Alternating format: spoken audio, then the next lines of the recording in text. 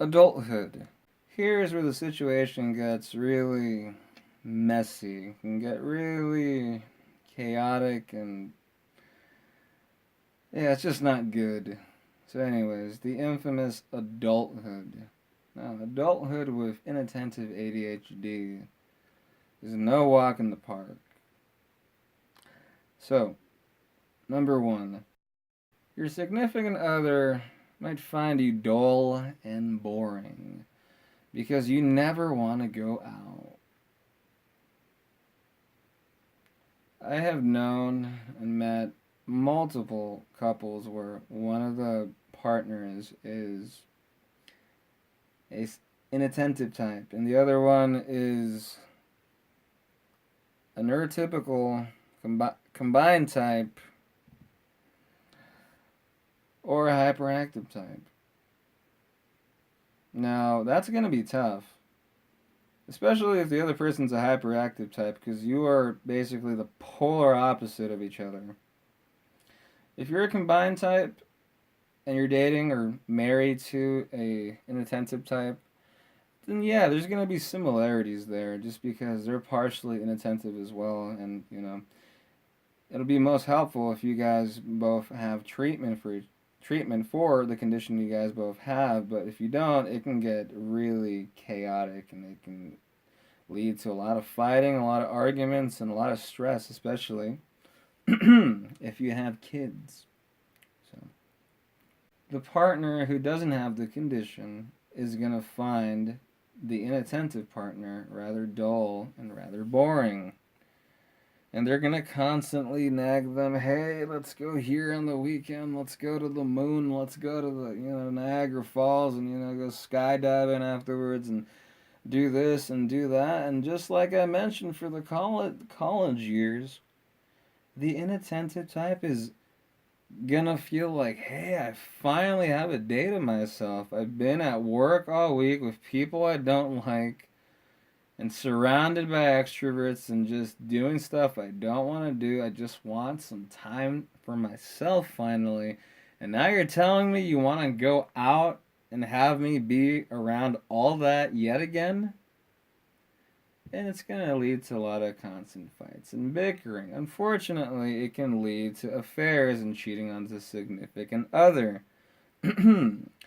Because the partner without the inattentive type condition is going to basically, they're going to want to have their fun. They're going to want to, be with someone who is just as lively as they are. And the inattentive types, we are more cerebral. We're more in our heads. Stuff that is much more cognitive, introspective, stuff like that. I am an artist. I am a composer. I really love the aesthetics and stuff of the surreal nature. That's all stuff that is, artistic based. Now you look at the ideal tormented artist. These are people that work at night by themselves and just enter this world of creativity. I am a night owl. It is right now 3 o'clock in the morning, and I feel serene and borderline euphoric, which is why I'm doing the video now. Why is the night so attractive to people with the condition? Well, it's because all the clutter, noise, distraction, and yeah, the extroverts are asleep as well. All that stuff is diminished. You know why? Because the neurotypicals are all asleep. And all the businesses, distractions, and all this and that, yeah, they're closed. They're not out there. So it's just you in your own world at night. Getting to delve into whatever you want to get into without someone bothering you. That's why the night is such a stimulating, creatively stimulating time. And ironically enough, is where people with the condition can get most of their work done. Number two, the in-laws, if you're married, are going to find you weird or rude. Why are they going to find you weird? Well, because of how you conduct yourself. Maybe, you have a hard time interacting or putting on this fake smile and facade, just to be the same way extroverts and neurotypicals are. I hate being fake. So when I go to events and have to put on this fake personality, whatever, if I have to do it, I'll do it. If I have the free will not to do it, then I won't do it. So I can care less who finds me odd, because I am odd. Am I rude? No. Am I honest? Yes. But unfortunately, that honesty and that weirdness is not going to go down too well with the significant others folks a lot of the time. So it can be troublesome, and they're probably going to talk behind your back and be like, why is he or why is she like that? That's not what you're supposed to do, and all this other nonsense. So make sure your significant other knows about your condition so she can explain to the folks. And hopefully they're not too ignorant or too not understanding of psychology and how this works. Because believe it or not, there are a bunch of morons out there who don't believe that this condition even exists. Yes, ladies and gentlemen, there are people that stupid out there. But anyways, for people with the condition who know who have it, I'm sure you know about this already. And those people are of no importance. Next, your significant other, for number 3, is going to constantly complain about how you are, especially if she doesn't know about the condition that you have. She's going to say, why are you constantly late? Why don't you want to plan this with me? Why don't you stick to the plans that we make? Why don't you take me out more? Why are you so stern? Why are you intense? Why do you not want to give this a try, that a try? And ladies and gentlemen, the tape just keeps going. It doesn't stop. So you need to tell your significant other, hey, I have this condition. And check out this video. You can even show them this video. Heck, they're going to learn something. Because a lot of people don't know about this. A lot of people think the condition, oh, hey, someone's got ADHD. All right, you just have it as a kid. And, yeah, they can't stop moving. That's it. That's what the general consensus of the mainstream Joe Schmo know about the condition. So, yeah, educate them. You don't have to show them my video. If I sound too cynical and, down, go show them some perky bread or some crap like that you can find on YouTube. There's a lot of other perkier people out there than me, so if you're one of those people, like Matthew from Maine, yeah, so go show them some other video. Get the hell off my channel too, you twat. Anyway. Number 4, late for work frequently. Yep, you are going to be late, and you're going to be late quite often, and you might get fired for being late quite often from multiple jobs. Unfortunately, being late is stimulating. It brings up the reward system, and unfortunately, we have a horrible grasp of time. And it's not until we're basically at the whim of the clock that we're like, okay, we gotta get going. We gotta get going now. We gotta do this, and you enter that frantic frenzy where you're throwing stuff, getting stuff ready, running, and just going insane so you can leave to not be late. That's quite the common occurrence in a household of people with the condition. Number 5, late on bills and appointments. Yes, you will be late on many bills, and a lot of appointments will be canceled or you'll be late to them. That same thing that occurred in number 4 that I mentioned about being late for work correlates. It's the same thing. Bad management of time because you have a bad grasp of time. It's almost as if our neurons are not connecting the messages with each other because that part of our brain is not like your neurotypical, which this world is made for, neurotypicals. At least in the US and some other parts. I can't speak for other parts of the world, Number 6, getting nervous when making orders or having to speak to someone, especially on the phone. People with the condition, especially the inattentive types, we have to prepare ourselves to make a stinking phone call. You believe that? So we gotta call somebody, and we're like, all right, well, I'll call him at this time today, and that time rolls by. I'll call him in 15 minutes. No. I'll call him in half an hour. No. I'll call him in 2 hours. And guess what? You're not gonna do it. The reason why is because we have this thing where we have a fear that we're gonna embarrass ourselves, or we have this fear that we're gonna be asking the person for too much, or we might ask something that is too much or foolish. So we basically put off making phone calls where we have to show something of ourselves because of fear of judgment or just fear of our own self looking stupid, basically. So I've spoken to a lot of inattentive types, and this seems to be a problem. We put off phone calls.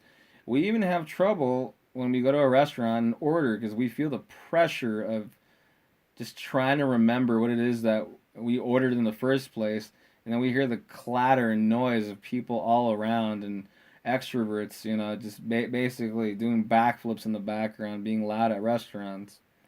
So it can be quite nerve wracking. Number 7, your house is going to be a mess. Just face it.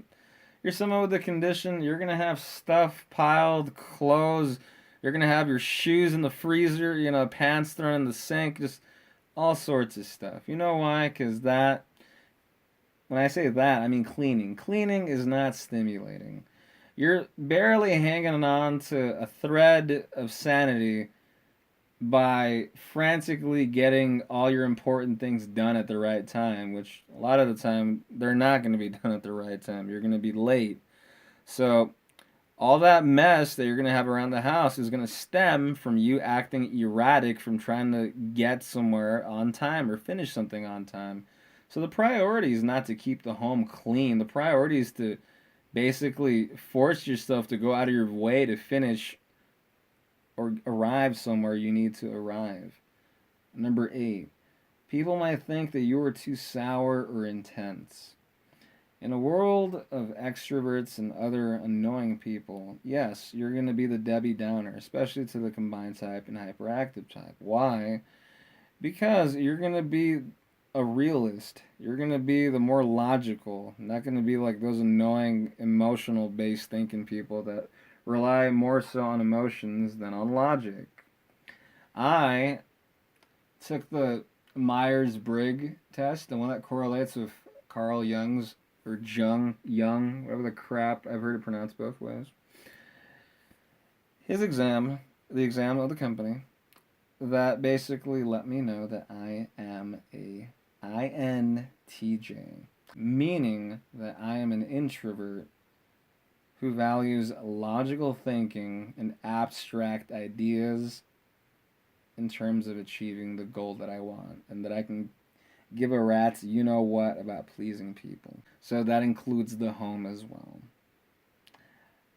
I do what I need to do in order to reach my goal. So some people might see that as too intense or too sour. I like to be honest. I like to be real with people. I don't like to put on this fake facade that a lot of people do because it's the thing to do. No, that's not how I am. Number 9, being in social gatherings gets you either extremely bored or upset or both. Let's face it, just like I said earlier, neurotypicals are going to bore you with their banter and what they talk about. They're most likely going to be interested in something meaningless like sports or mainstream movies and mainstream shows and other things that do not matter or things that you're not going to be interested in. So, for me, being around that, growing up, I would get irritated and be like, I don't want to be here. I'm going to leave. So I would avoid a lot of social functions and gatherings with people. I would only go when I was playing in a band or when I was going to do something I knew I liked. Other than that, I just wouldn't go. I also hate small talk. It's meant to be done so you can get comfortable talking to somebody, but I don't care about that. Just go straight into the conversation. Make it something interesting. Talk about something abstract or out there. Do I want to talk about something common or boring like everyone else does? Hey, going hiking, foodie, restaurants. No, I'm sick of hearing that stuff. Sick about hearing about sports teams. Do you think this team is going to win? No, I don't care. What meaning is that going to bring to my life? It's always what I thought growing up. So you might feel the same way. You might not. Number 10, people upset you frequently. People are going to get you upset just because of how they do things or the fact that you see people get themselves into these situations where you're like, okay, this is obviously not going to work out. It's going to end in disaster and chaos and stuff. And you think to yourself, and you either mention it to the friend or the person or you don't mention it. But then what's annoying is that when it does happen, what you're thinking is going to happen, then you have to hear about it from the person. And you're like, okay, man, well, I told you so. Why did you go off and do it in the first place? Did you not see what was going to happen? So it can be rather annoying. Just people can be rather annoying. Number 11, doing lots of mundane things like making certain phone calls might give you unusually high anxiety. I spoke about this in a different point. But yeah, it's not just the phone and not just making an order, but anything where you have to put yourself out there kind of in the public eye for people to see you doing. I'm not saying that inattentive types have social anxiety. Some of us just don't care at all how we look like in public or whether we do something bad. Like, that was me for the most part in my teen years and up. Because before that, I was a little anxious and concerned about how I would be viewed. But as I got into my teenage years, I just stopped caring to the point where I am now, where I really don't care. So anyway, though, but not all inattentive types are like that. Sometimes some inattentive types are concerned or anxious about doing certain things because of how they might be viewed. So they won't go to certain places because of fear of not knowing exactly how to do something. I know certain people who, when they started going to the bank, were frightened or nervous about going up to an ATM because of fearing that they're not going to know what to do once they're up there and people's eyes are going to be on them and they're going to feel that pressure. I knew somebody else with the condition who was afraid to check the bank statements and would go months without checking them just because of a certain scare that they felt if they were to log on. And the list of these idiosyncrasies goes up. I had issues with not wanting to go to a certain place because of maybe not ordering the right way or not knowing how to go about the procedure and feeling rather foolish if I didn't do it right. So we all have these idiosyncrasies and things of how we handle situations that might be odd. And they might be something that we're scared to reveal about ourselves or something that we don't want others to know. So we avoid doing certain things that other people do frequently. Number 12, bad sense of timing and organization. I've mentioned this all throughout the videos, but it is never more evident that in adulthood that timing and organization and grasp of time is such a detriment to people with the condition. Disorganization, doing something for too long, doing something for too short, not remembering that you made plans with one person and then make plans with somebody else the same time and day. Forgetting you have appointments, forgetting you have to do something, forgetting major things, and then it just piles up. You're not sure how long it's going to take to do something. You underestimate, you overestimate. The list goes on. It's a very difficult thing when you're in adulthood and if you have this condition as well. Number 13, coinciding with that bad sense of timing and organization and chaotic lifestyle that can occur, there's a risk of substance abuse. Some people with this condition might find life really difficult. They've been going through life struggling. It's stress after stress after stress. Your body builds up cortisol, stress hormone, and you're wiped. You're done. You're like, how am I gonna make it in life? I try to do these things people, neurotypical people, tell me to do, and I can't do it. So what's the way to cope for people who don't know they have this condition? Drugs, substances, booze. There's people that become functional alcoholics. There's people who take certain drugs before they go to work just so they can manage themselves. And these are things that in the long run are going to do great damage to them. Little do they know that there's medication for their condition, but unfortunately, most of the time, they don't know they have this condition. And there's supplements as well. You can buy medication with supplements, and you got your exact recipe for success right there, because it's basically made for you. You choose the supplements after you do research of what's going to help you out the most. You trial and error, and you see how much of a dosage of that supplement that you need, and then you take the medication as well, your optimal dose for whatever medication you get on, and that'll greatly help you organize your life and live your life to the best that you can live it. Now, for someone who has not taken supplements or medication, you have not been to the other side. There's a song by the Doors called Break On Through to the Other Side. Well, in this case, the other side is seeing life through the lens of finally having that metaphorical pair of glasses so you can view life clearly. When I first started taking my medication and my supplements, I had this giant aha moment, this wow, like now I see how people do this many things during the day, why people are so happy for mundane things, how people can manage such a filled up schedule. It changed my life for the better. I'm telling you. If you don't want to give medication a try, at least try supplements. There's another video that talks about the different supplements that I take. And from that video and from that description, there's a guy called the nootropics expert who has countless of articles on supplements and what they do. Very well researched. This gentleman also has the inattentive type like us. And he explains his research that he's done for over 10 years on what supplements work best for him. And him, like myself, takes his medication and takes supplements in combination as well.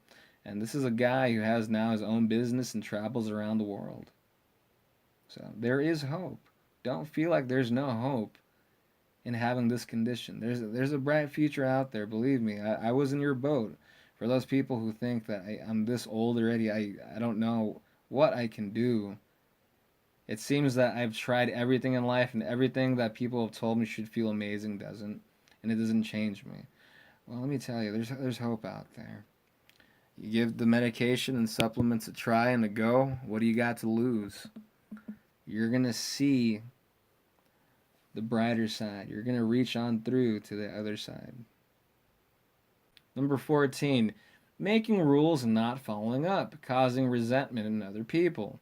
This can work in multiple ways. One of the ways it works is that if you are somebody in charge of something, you're going to make these rules for people who are misbehaving or not abiding by those rules. And what's going to happen is that you're going to basically sit somebody down, or you're going to reprimand somebody for not following those rules. What's going to happen is in a couple of weeks or days, you're going to not be stimulated by doing the whole rules thing anymore, or that rule that you set up. And then someone's going to break that rule that you made up, that you reprimanded the other person. But then with this new person that breaks the rule, you're not going to do anything because you are no longer stimulated by that rule. And you're just going to flat out not have the motivation to go through with the punishment of this other person, or you're going to forget. And guess what? That's going to create resentment in the other person that you reprimanded first. So follow up with the condition, not just in this circumstance, but follow up in general is horrible with people with the condition. Number 15, losing friendships because of not staying in contact. Being in a friendship with someone is work, just it's a relationship. You have to see each other every once in a while, you have to maybe call each other or contact each other. And guess what? For people with the condition who are living this chaotic lifestyle where they have little time to themselves and are always in a rush and are always late to stuff and the house is a mess, the kids are doing this and that and all these things that just pile up on your plate.